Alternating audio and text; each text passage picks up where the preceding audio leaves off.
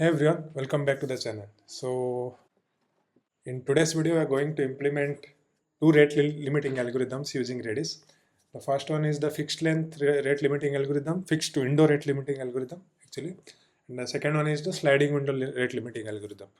So before starting implementing the code, I'll just briefly explain you what do you mean by fixed window rate limiting algorithm and a sliding window limiting algorithm. I'll create a separate video for explaining all its benefits, uses, use cases, and pros and cons, everything. But now I'll just give you a brief before implementation. All right. So in fixed window algorithm, what do you do in a given span of time? Let's say we define a fixed window. Let's say window size is 1 minute or 1 hour something. Let's assume it's 1 minute. So in 1 minute, we'll allow only let's say maximum 10 requests to be accepted by an user or from an IP address. If it goes beyond that, we'll drop that request. We won't accept for that 1 minute window. So on the new request from that same address or same IP address or same user will be accepted only in the next 1 minute window. That is about the fixed window algorithm. Now with that being explained, let's start implementing the fixed window algorithm first. Okay. So what I'll do, I'll first just, I've already started my, let me just start my Redis stack. Right. Yeah, my Redis container is running. As you can see here, if you go here, yeah, my Redis stack is running and all of my ports are running and I can access the UI in localhost 8001 port. Okay, just to visualize the data that we are containing. Now what we'll do is first, for this we are using Redis package, as I have already mentioned in my previous use case video. So we are using Redis package for as a client to communicate with the Redis server. All right. So I have already installed that. So let me just first start coding the fixed window algorithm using Redis. So first what we will do, we'll first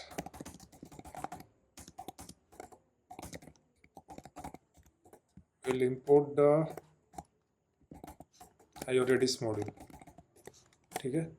Now once this is done, we'll also import our express.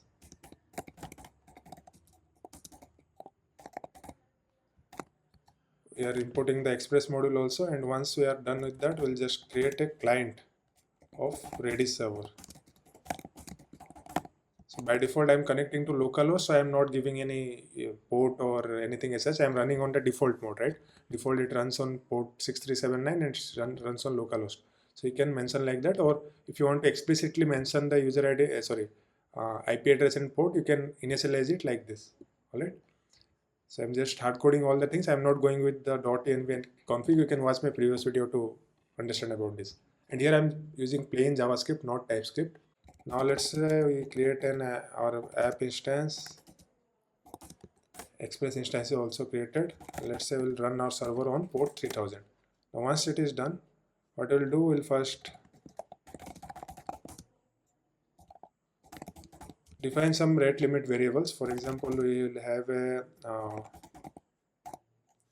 window size in seconds. Let's say it's 60 seconds or 1 minute. All right. And max request that I can accommodate is let's say 10. Right. So let's say its window size in seconds is 10 and this is the thing. Now we'll define our first API request first. All right. Let me just have a simple implementation of this. Yeah. So here what we'll do, we won't do all these things. We'll create a middleware for this. Okay. So before that middleware, just send a hi, your request is accepted. Okay. Now what we'll do, we're going to design a middleware. All right. So for designing that middleware, what we'll do, we'll create a function first, which will work as a middleware for us. Fixed window rate limiter is the name of our function. Now in this function,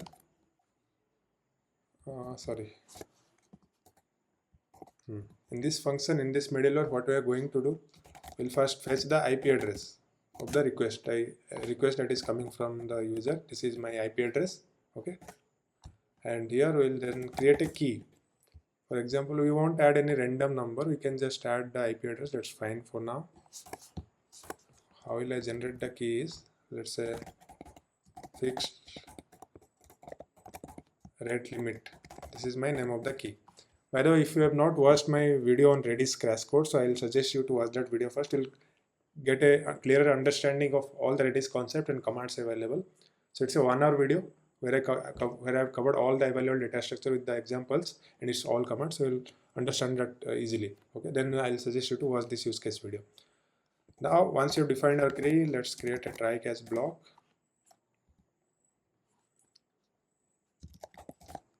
Let me just add error here. So in this, what I'm going to do, in this error, I'll just print the error and send a message like some internal server error occurred. All right. Now in the try block, what I'm going to do, first what I'm going to do, first let's just get the current count. What is the current count of the request? Now that will be, let's say, let request is equal to Redis get.key. I mean, what is the current count for this IP address? All right, that I mean the how many requests has been received so far from this IP address. Now if this is empty or the request is not, let's say it is not present at all, I mean this could be the first fresh request that we are doing, right? So what we are going to do, what we can do, we are going to set the key value to 1. That means this is the first request. I mean, you add the value as 1, then set the expiration time. I mean, expire this key after 60 seconds. I mean, this window size. So that means we have a fixed window right now, right, of 60 seconds. Now what we are going to do, then we are going to send the request variable as set as 1, because this is my first request. If this is not the case, that means the request is already present, right? Then what we'll do, we're just going to increment the key. I mean, this is the next request, so increment the count from 1 to 2. Let's say it's the second request. So in the second request, this key value will be incremented from 1 to 2. All right. Don't worry, I'll just show you in the UI here all the data things. Okay. Now what we are going to do, let's just print console.log. Here we are going to print what is the request, right? What is the request? For just to add this, what I'll do, I'll add the what I'm going to do, I'll just add the IP address of the user that I'm receiving, right? So these are this will show the number of requests that I've accepted so far. Now what will happen if request, right, is greater than max request, what I'm going to send, I'm just going to send the 429 error. 429 code is used to define rate limits in an application. So we are ready with our middleware first. So what we'll do, we'll just register this middleware with our node server. So this is a global middleware that we are applying. Okay. Now we are going to just listen, app.listen port. Server is running on this port. Is there anything wrong that we have done? I think I have missed a wait.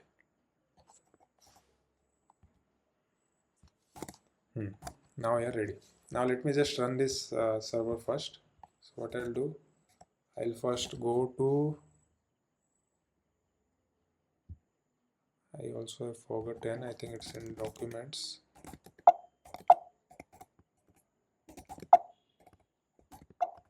CD documents, personal rhythm.ksri, then we'll go to Redis use cases, and then we'll go to rate limit, right? Yeah. Now what I'm going to, I'm just going to start my server. I'm going to use nodemon fixedwindow.js. Okay, cool. I have to install the package here. Let me just install the package here using the node.io.redis npm i, and I'll just do it in the Redis use case folder so that I don't need to import it again and again in each of the folders. Okay. So we'll just go here, run npm install Redis. The node modules folder will be created. Node modules folder is created, right, which you can see. Now let's just run our server now. Sorry, have I mentioned anything here? sorry. Now I'll go to rate limit. My bad. My file is inside that. My bad. Let me just install Express in the parent package, because last time I had installed it inside this. So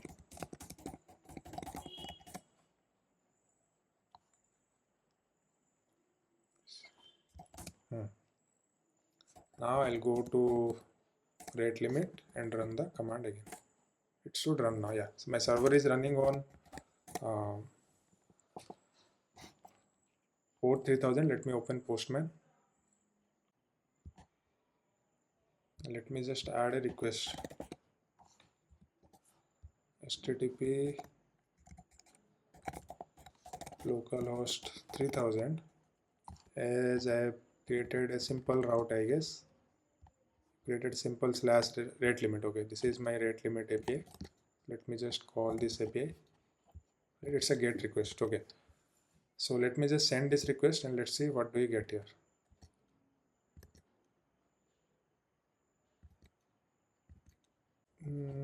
Let's see, why did it not resolve? Oh, sorry, I did not call this middleware. I should have called this middleware. That's why it's not, going to this next thing. So I needed to call this next function, right? Otherwise it won't proceed to this function basically, right? Because this is a middleware. So that was the missing piece, I guess. I think it should work now.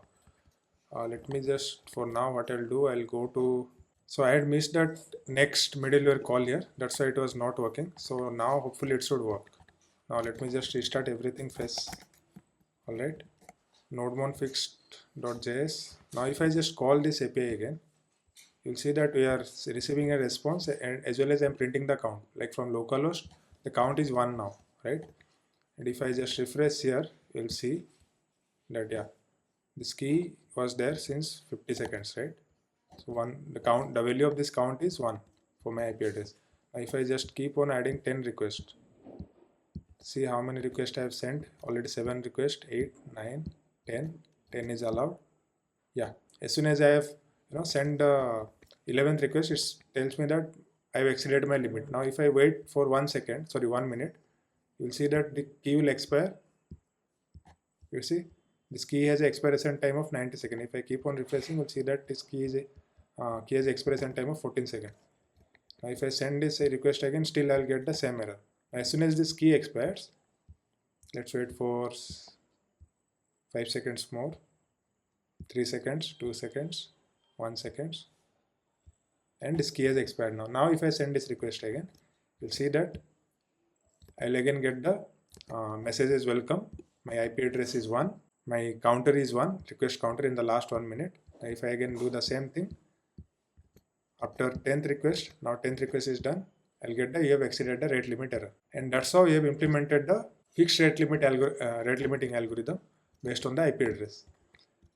So if I go to the code, I'll just show you the code in brief. We have mentioned the window size, request, and everything. We have created a middleware which does the things for us, okay? The rate limiting thing.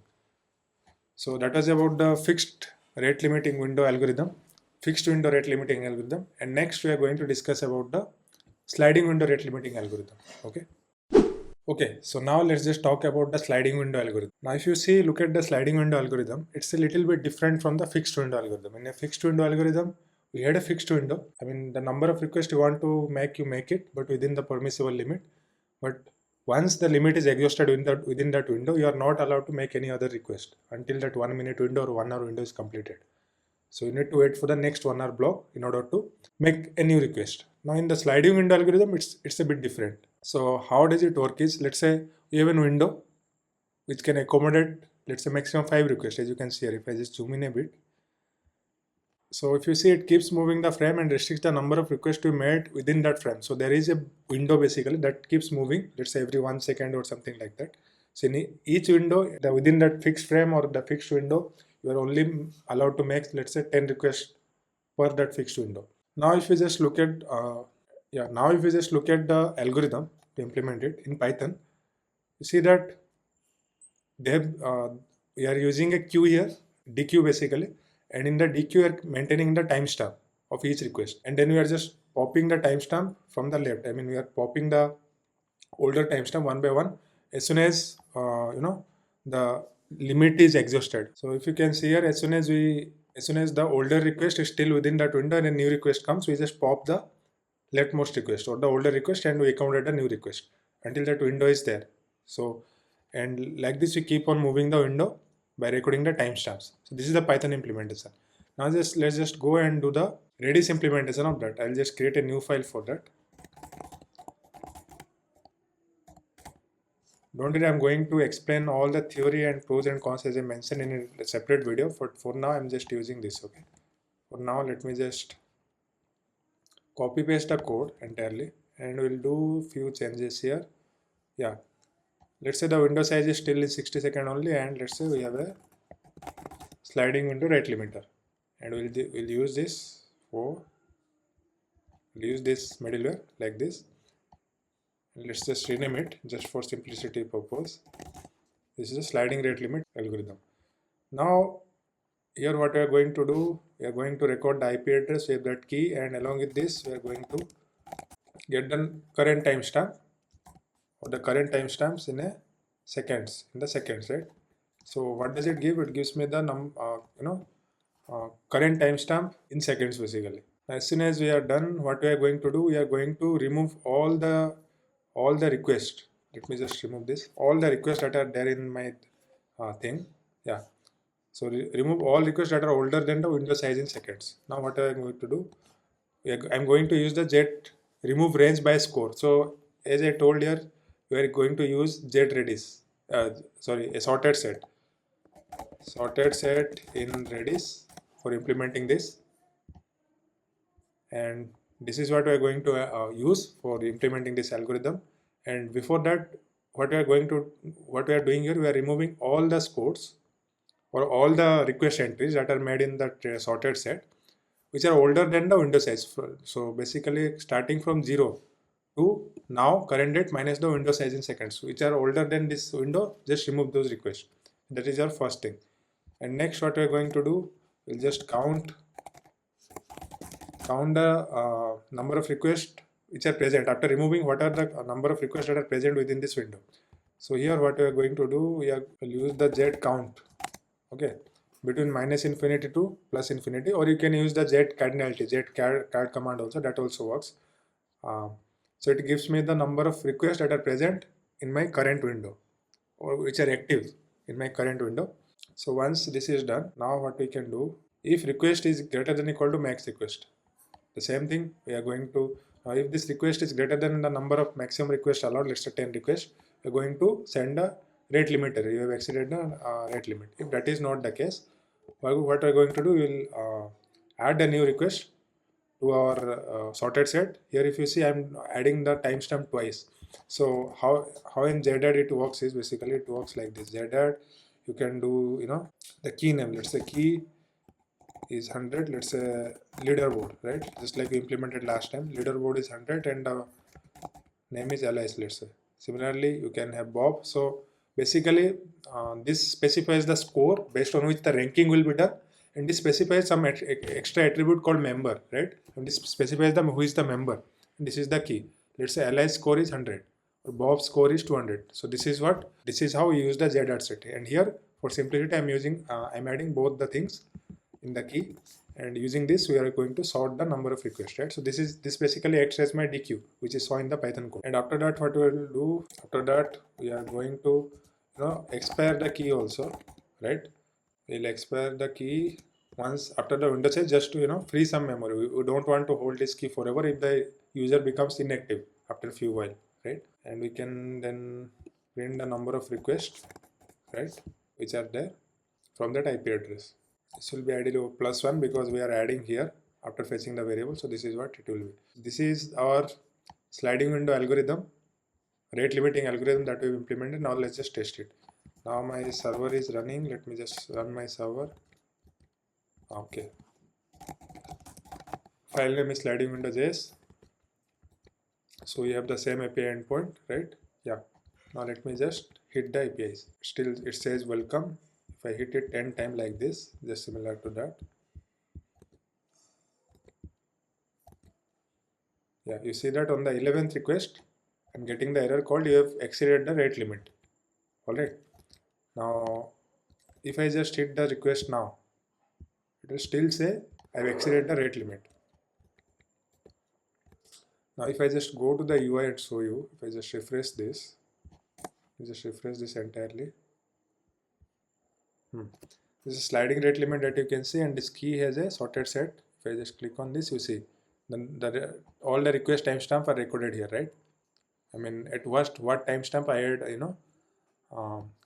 made a request to my server from this given IP, from a localhost IP. Now, once this key expires, you will see that all the entries will be gone, and then I'll be able to make the request again.